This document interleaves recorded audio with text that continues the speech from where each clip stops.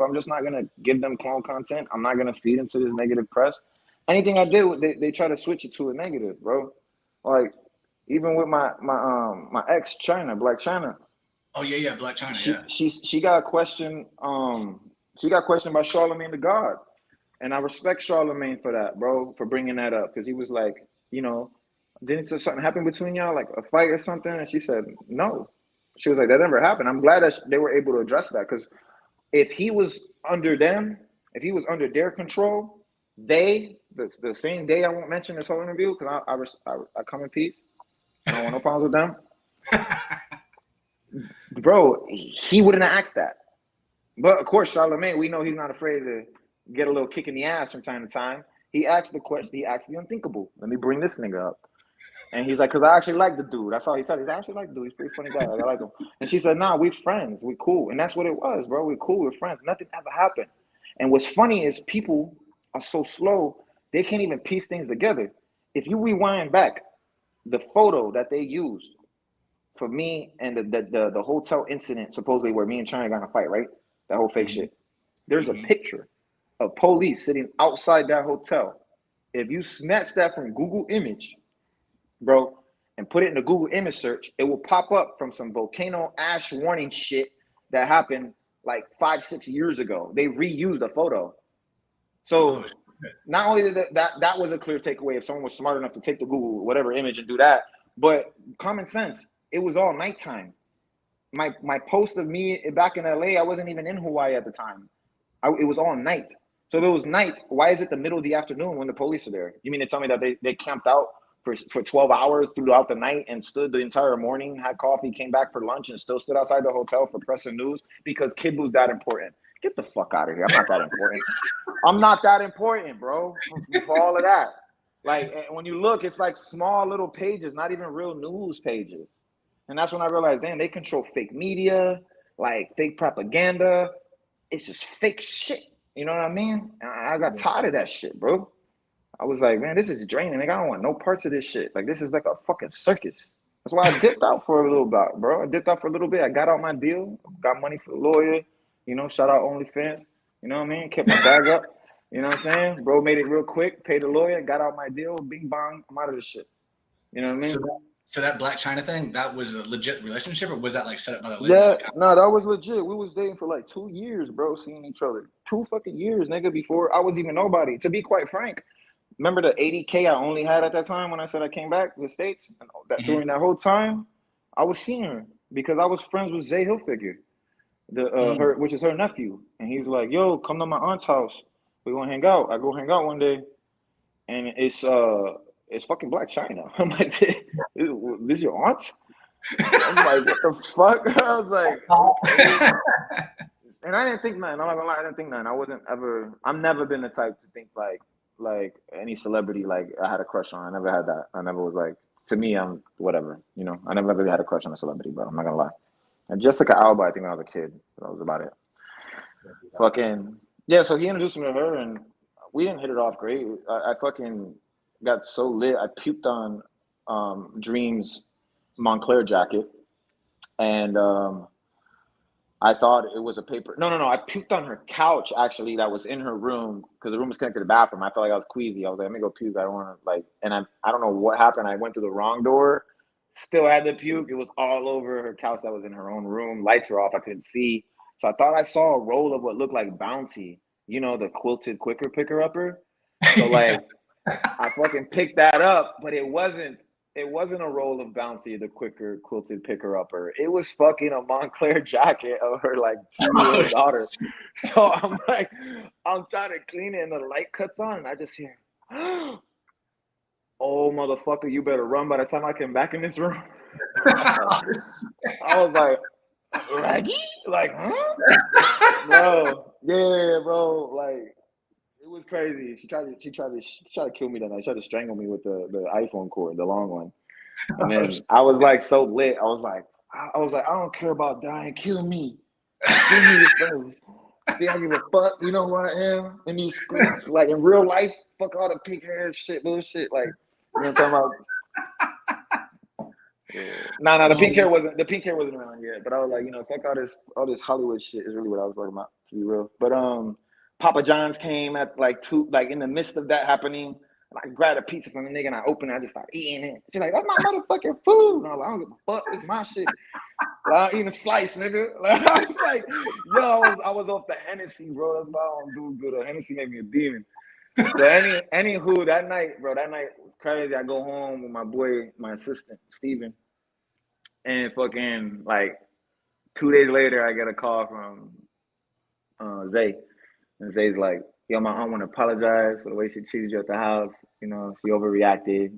And she just want to apologize to take you out to eat. And I was like, I don't trust that shit. I don't trust that shit, bro. It's a setup.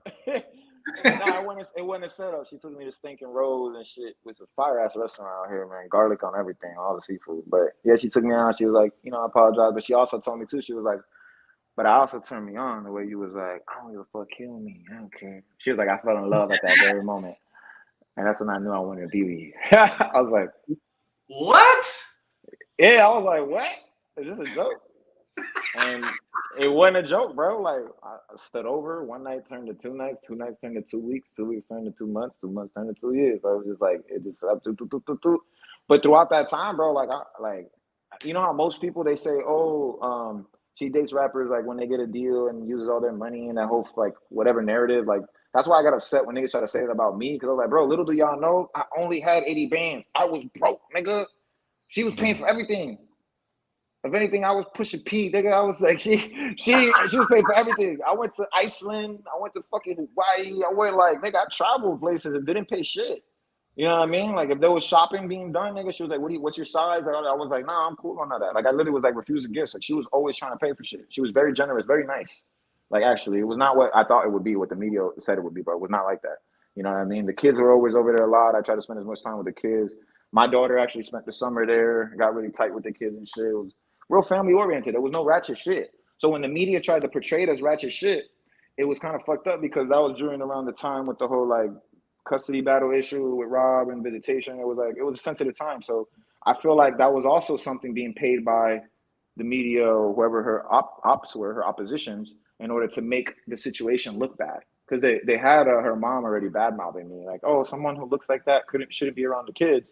But then when Kris Jenner, the wife, right, the mother, right, of them, spoke to the kids, she did the smart thing that grandmas would do, like, hi, how's the new guy? Like, how is he? Does he, is he a nice guy? Does he talk to you guys? Is he mean? Does he say anything to make you feel uncomfortable? Like, she asked all the right grandma questions, and the kids are like, he's awesome, he's great, he plays games with us, he cooks, like, he has his daughter, like, had nothing but great things to say. So she was like, you can't just judge this guy by the way he looks. And when I heard that from the nannies talking, I overheard it. I was like, holy shit, like, Kim's mom was asking about me, yo. Like, that's all I thought about. And I was like, that's crazy. And I was like, but the little kids represented, they held it down. They were like, nah, he's cool. We like him. Like, he's funny. Like, because I would just always, I like kids, bro. Try to be like there's a good spirit around them and shit. You know what I'm saying? So there was nothing bad that they could say about me. So I felt like it was a reach. It was a bit of a reach, maybe from some people. It could have been, who knows? It could have been Rob or somebody. It could have been the label. Who knows who it could be? But someone paid for that fake news to happen. And that wasn't the case. Like, the real reason was that, like, when I went to Hawaii, I partied so much and got drunk that they got me on the jet intoxicated. So I was with a leather jacket, hoodie. When I woke up the next day, I was hungover. I was not trying to be in Hawaii. I was like, look, I don't remember agreeing to come. I'm just going to go home if that's okay. You know what I mean? And that's all it was. It was a little like, no, I want you to leave. Don't go. And I'm like, I'll meet you back in LA. Don't worry. I get on my flight.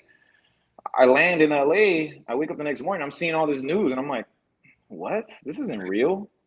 And then, people are thinking it's real. And I'm like, dude, what the fuck is all this bullshit, man? And after that, unfortunately, we couldn't see each other, because that led to the end of the relationship, basically, because of that. Yeah, that happened. That ended us, and that's the real reason. Why? It was really the reason why. Is because her kids came first, and I don't blame her. I understand that. But as a mother, I would too. Like, how do you beat that? The media and all the news talking this and all that. All you could do is say this, that didn't happen. I could say it too.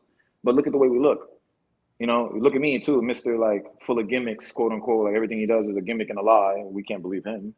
And then her, of course, she's gonna say anything in her defense. So it's a sticky situation to be in. You're forced to have to choose your children over anything. And I respect her and commend her for that. But I've been invited over for like holidays, Thanksgiving. Like as people know, with the whole video with Coi Leray that went viral, we spent Thanksgiving at Chyna's house and shit like that. But even that was people twisting shit. Me and Coi wasn't talking about nothing like wrong. It was Thanksgiving. People was cheering, talking about family, and she was giving me some like real advice. She was like, "Yo, if I could just keep it real, like a sister. I know I'm not your sister. And I don't know you like that, but I'm seeing you tonight, and you seem cool, like a genuine dude.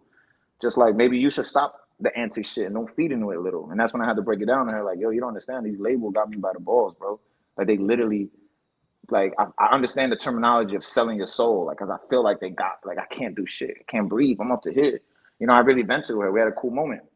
And she gave me some real ass like some words of wisdom and shit, because you know she comes from the industry side with her father and everything, so she has some real ass insight, bro, to give on that. You know what I mean? And it was just like, prove them wrong, nigga. You know, buckle down. Like, don't let them see you lit high. Like, don't let them see you in those moments. Don't post your depressed shit. Like, only post when you're up and lifted. Like, you got to start working on that now. Otherwise, niggas is never gonna take you serious. And that was on some nigga word of my mother. I bet you right. And she wasn't the only one telling me that. It was other people. But for someone like her, a stranger that don't, you know, is not my friend, she don't even really like me in real life, to still be genuine enough to tell me that. I look at that as confirmation and the universe trying to tell me something. And there was enough people that did that I was like, yeah, this is over with. Like I can't do this. This is done. So you and Coi never dated or anything? She was just like a Nah, hell no. Nah, we was at a football game or something recently, and I went to go like, hey, hats off to you, congrats on all your success. And she looked at me, she was like, nigga, don't talk to me, and walked away. I was like, what did I do now? I was like confused. I was like, I don't know, but like, you know, women, they're really tough to understand. It's like a Rubik's Cube for me. I never get it. Yeah, me either.